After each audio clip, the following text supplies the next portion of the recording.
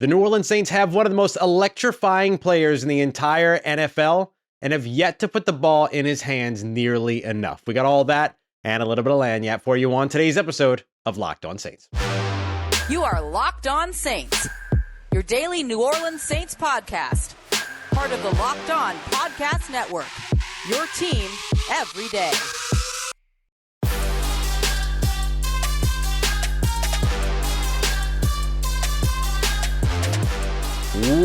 What is good, Who Dat Nation and Who Dat family? Welcome into another episode of Locked On Saints, your daily podcast covering your favorite team, the New Orleans Saints, part of Locked On Podcast Network, your team every day. Thanks so much as always, making Locked On Saints your first listen of the day every day. Don't forget that we're free and available on all podcast apps and on YouTube as well. And I'm your host, Ross Jackson, at Ross Jackson Nola on Twitter, your New Orleans Saints expert, credentialed member of the media, CrescentCitySports.com, USA Today Saints Wire, Tuesdays in Locked On NFL, and here with you every single Monday through Friday on Locked On Saints. And today's episode of Locked On Saints is brought to you by our friends over at LinkedIn. LinkedIn Jobs make sure that you get to talk to the candidates that you want to talk to when you're hiring faster. Post your job for free at linkedin.com/lockedon.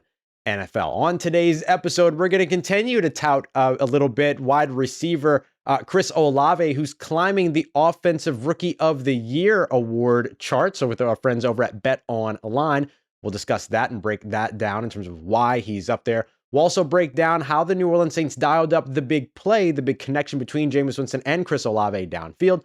But first, I want to discuss something the New Orleans Saints haven't done very well so far this season. And admittedly, there are a couple of those things, right? They've been at the bottom of the NFL when it comes to pass rush win rate. They've been a team that has sort of been subpar when it comes to protecting the quarterback, identifying blitzes, things like that. But one of the key things that should be very easy for this offense is simply utilizing its playmakers. And one of the most electrifying playmakers in the NFL is on this roster. And the New Orleans Saints simply haven't utilized him enough. And eventually, they need to feed Alvin Kamara the ball, let him eat a little bit out on the field. Let's explain where the New Orleans Saints are so far.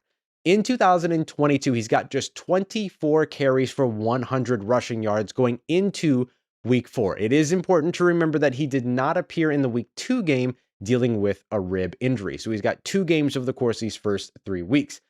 That production, 24 carries, 100 rushing yards, does top his 2017 year campaign when the New Orleans Saints, through the first 3 games, had him, Mark Ingram, as well as Adrian Peterson before they eventually traded Adrian Peterson away because they understood that they had something special in Alvin Kamara. He is averaging more yards per carry right now, 4.2 yards per carry than he did in his 2018 season, as well as his 2021 season last year. So all of that means that if you give Alvin Kamara the ball, he should be able to continue producing just as he's done in the running game so far this season, averaging over 4 yards per carry. This does mean that it would also allow the Saints to establish a rhythm on offense a little bit earlier if they're able to build off of the run game and get the run game going. Something that, not that they've had an inability to run, but it does feel like at times they've lacked a little bit of commitment to the run game outside of running on 2nd and 10, which we saw them do 6 times in Sunday's game against the Carolina Panthers. Not the greatest formula for success on the ground. As for in the receiving game for Alvin Kamara, right now he's on the verge of posting career lows in both catches and yardage, as well as touchdowns, receiving touchdowns over the course of the first 3 games of any season that he's played in since 2017. Just a quick reminder, again, he's only played 2 games so far this season.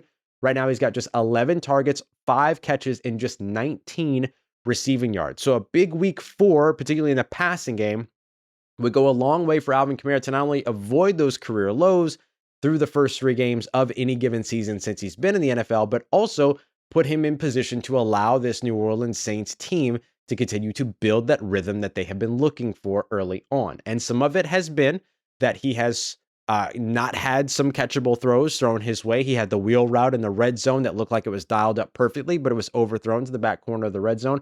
Right now, he's got only a 45.6% catch percentage when targeted this season. That's the lowest through the early goings of any of his seasons throughout his career thus far. So again, some of it is the off-target throws. Some of it is that there are times where he's simply not being looked at. On a 3rd and 3 right over the middle of the field, Jameis Winston passed on going to Alvin Kamara in favor of taking a shot to the end zone with Jarvis Landry in the red zone, whereas you probably could have picked up the first down there with 1 yard after catch if you would have hit Alvin Kamara right over the middle of the field. Throwing lane was there, just simply wasn't seen because the Saints are kind of going high to low in terms of their reads as opposed to just taking what's there in front of them. I would expect that to start to change going into next season, or excuse me, going into the next game.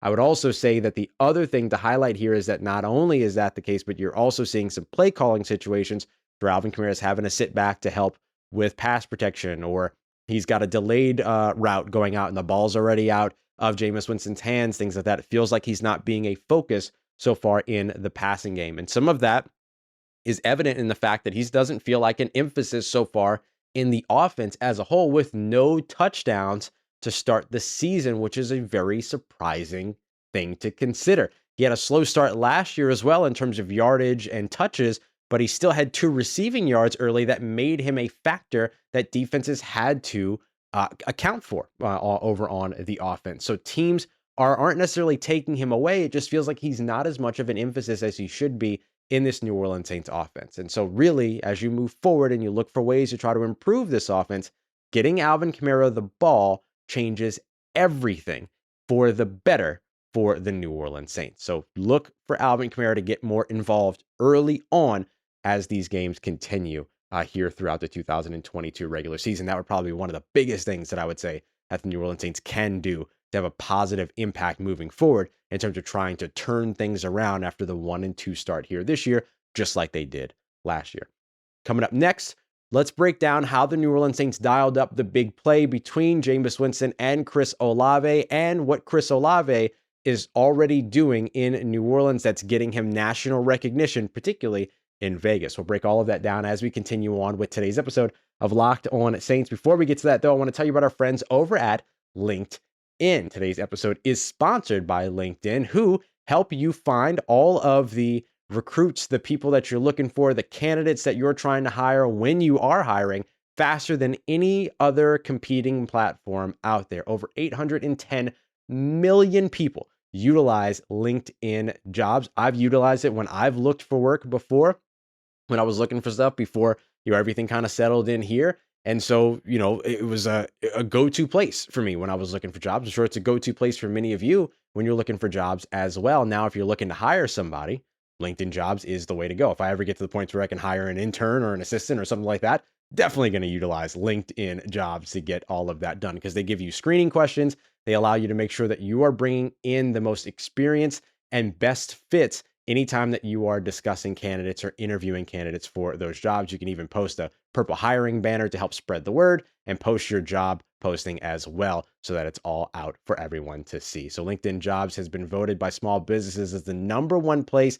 that provides leading candidates versus all other competitors. So go and check them out and post your job for free today so you can take advantage of the over 40 million job seekers per week that visit and utilize LinkedIn Jobs. You can post your job for free today at linkedin.com/NFL network. That's linkedin.com/NFL network to post your job for free.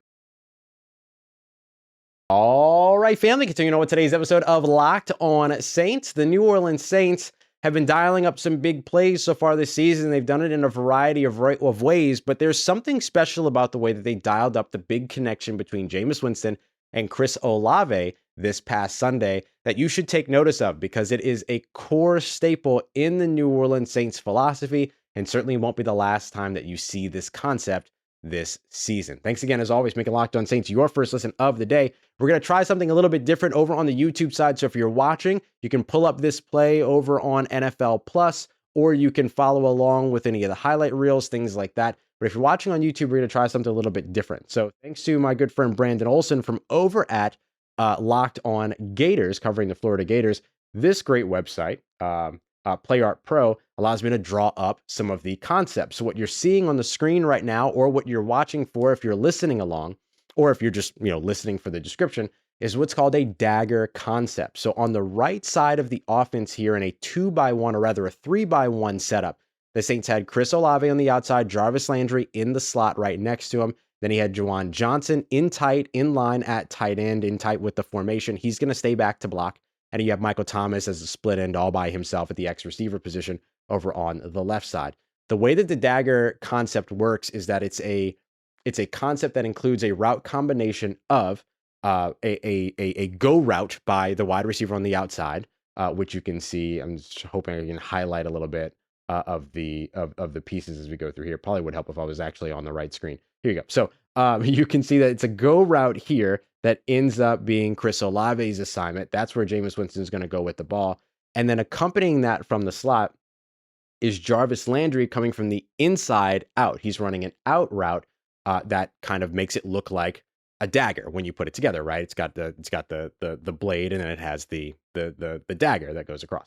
So that's what the concept is. What that does is that it ends up putting some stress on the DB that's supposed to be dropping back in terms of deep coverage. But then if he's in zone, he's also got to see where Jarvis Landry is going. It ends up creating a conflict defender. The way that the Carolina Panthers played this was that they actually showed a blitz 8, a 0 blitz in this one. So there's no deep safety on this play. So this is dialed up perfectly for the New Orleans Saints because this is a deep shot, but it's not a long developing deep shot. You know, pretty much right off the bat, if you're going to be able to win with this route.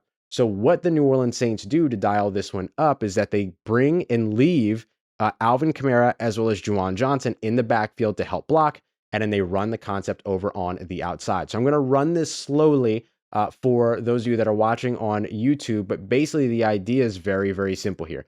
You keep 7 back to protect. You get good protection there. It gives you the time that you need.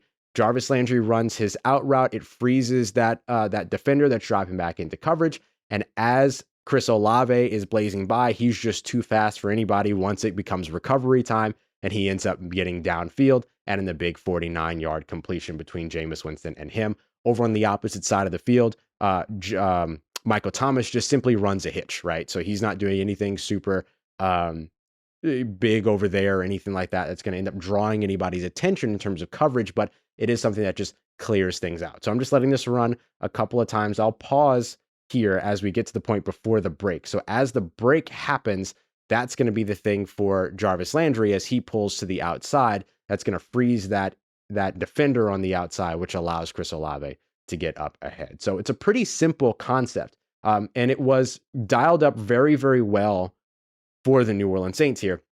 And the reason why it was dialed up is because it was well timed and it's a simple concept. And again, it's a deep shot, but it doesn't take very long for that play to develop. You don't have to wait for like a scissors concept where you're waiting to see who breaks free at the cross or anything like that on the outside, which is kind of combining a corner route and a post route on the same side. You don't have to worry about that, right? It's not as long developing. So this route combination, this concept gives you everything that you need pretty much right off the snap. And when you see 8 players threatening, even though 3 of those linebackers drop back, they all drop back into the middle of the field where there are no routes going, right? This is a 3 route concept. That's it. This is a quick and easy half of the field read. If it's not there, you can look to Michael Thomas if you have the time. Otherwise, you just throw it away to the outside. Real nice and simple. This is a real good kind of look, diagnose, and then make the play type of design. And this is a staple in the New Orleans Saints offense, this dagger concept. And there are some other things that they'll run where not only will they do that, but they'll run some sail concepts and things like that, which are, akin, but you have a break by the deep route and things like that that can take you into the middle of the field, just the outside. There's a lot of different variations that the Saints can pull out when they utilize these types of looks. But this dagger concept in particular is a long-standing staple within the New Orleans Saints sort of system. And the reason why that's important is that it's basic, it's easy to read, it's something that is super fundamental for this team to be able to run. And because you have a burner on the outside like Chris Olave, it's going to work. Next time when you run it, you might end up drawing the deeper coverage, which gets you Jarvis Landry over to the outside on the out route, or you end up freeing something up on the opposite side of the field if Michael Thomas is able to beat his man one-on-one. But when you come against sort of this 0 blitz that the Carolina Panthers had called, this is a perfect play call to counteract that, because you just let the guy run, you get the ball deep, you hold the protection up just long enough. Really great blitz pickup here by Alvin Kamara. Great protection by the offensive line. Very good protection as well by Juwan Johnson. Jameis Winston had the time that he needed. Right now, he's 18th in the NFL when it comes to time to throw.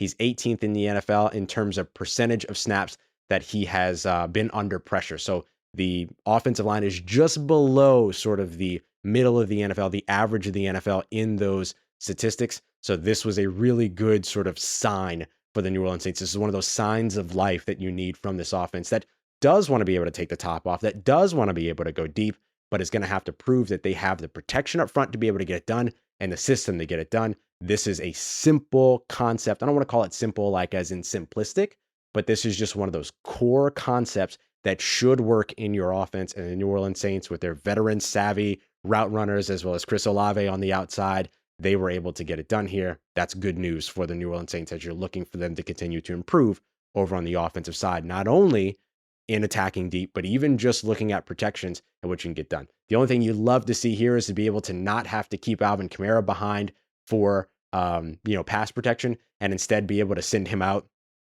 on a route. Maybe it's a chip and go type situation, just to give you that extra outlet. Because if you're going up against a defense that's willing to sell out the way that the Carolina Panthers sold out on this play, even though they dropped 3 linebackers into coverage, had Alvin Kamara been able to get out to the flats, he probably could have picked up just as much yardage as Chris Olave did before the catch with yards after the catch. And that's part of the happy medium that you need to see being built in this New Orleans Saints offense. Coming up next, though, Chris Olave, big plays like this, as well as all of the other sort of steady plays that he's made so far throughout his rookie year. You've already got him now in conversation again for Offensive Rookie of the Year. How high is he on that list? And where does BetOnline have those odds set? And what is he doing so far that is making everything so special? We'll break it all down as we continue on to wrap up today's episode of Locked On Saints. Let's get it, Who Dat Nation. Wrapping up today's episode of Locked On Saints. Thanks again, as always, making Locked On Saints your first listen of the day, every day.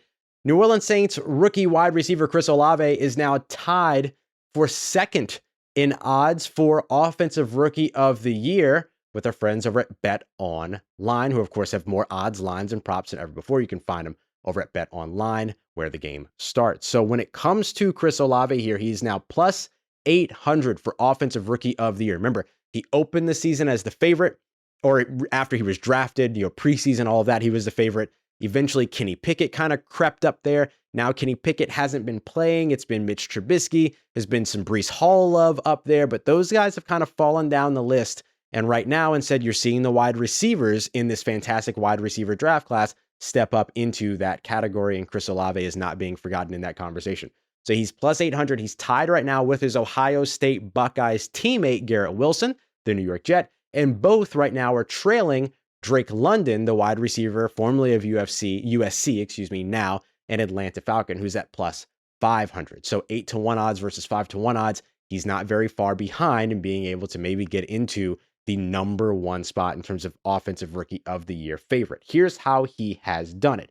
Chris Olave leads all rookie players, not just wide receivers, but all rookie players on the offensive side with 268 receiving yards. He's well above in terms of that category. He's also second right now in receptions and second in targets, both of which behind Garrett Wilson. He's got 28 targets, 17 catches. He's 1 notch behind Garrett Wilson in both of those categories. He's got the most yards per reception for all rookies on the offensive side of the ball that have been targeted more than 7 times. Yeah, it's that bad. There's not a lot of other folks that are picking up a lot of yardage that are getting a lot of targets. And he also has the deepest average depth of target amongst all wide receivers that have been targeted more than twice. Again, it's that bad for these wide receivers in this class so far. So all of that to say that right now he leads in all major receiving categories with no signs that any of it is going to slow down as he continues to get opportunities, and those numbers are going to continue to bolster. He's also 7th in the NFL right now when it comes to all players in receiving yardage on top of all of that. The issue and the thing you need to see more of from Chris Olave and this New Orleans Saints offense is simply getting him in the end zone. Drake London, 2 touchdowns. Garrett Wilson, 2 receiving touchdowns. Chris Olave, 0 receiving touchdowns. You have to get him into the end zone, not just for the sake of winning him Offensive Rookie of the Year, but for the sake of putting points on the board, which is something the New Orleans Saints offense has struggled with so far this season. So he's got all the explosive plays. He's getting the big catches downfield. He's making some nice plays and some secure catches when the Saints need it. He's been the go-to guy for Jameis Winston so far, 25 targets over just the last 2 games. However, you need to get him in the end zone at some point. They got him there in the 2-point conversion against the Atlanta Falcons, which was great, but that's not a touchdown, right? That's not going to go down like that. So you've got to be able to get him in the end zone. as well. So if you want to put your money down on Chris Olave for Offensive Rookie of the Year, you know where to get it done over at Bet Online right now. Once again, plus 800 for Offensive Rookie of the Year. So coming up in tomorrow's episode, it's Crossover Thursday. Myself and Luke Braun of Locked On Vikings getting you everything you need to know, getting you ready for this matchup here in London on Sunday, the New Orleans Saints and the Minnesota Vikings. What do the New Orleans Saints need to do to win and start to get back on track? We'll break it all down with Luke Braun of Locked On Vikings tomorrow. As always, I appreciate you so much for making us your first listen of the day every day. For your second listen, make sure you go and check out the Peacock and Williamson NFL show, part of the Locked On Podcast Network here, getting you all of the NFL analysis that you need in less than 30 minutes every single Monday through Friday, wherever you get your podcasts. I appreciate you, as always, making me a part of your day, part of your routine. And as always, if you see me, say hi, and thank you for saying yes to me and the show. Need something else around your New Orleans Saints in between those episodes? Make sure you follow me on Twitter at Ross Jackson, NOLA. Hit me up. Let me know how the family's doing. Let me know how you're living. Let me know how you're momming them. And trust you, that nation, I'll holla at you.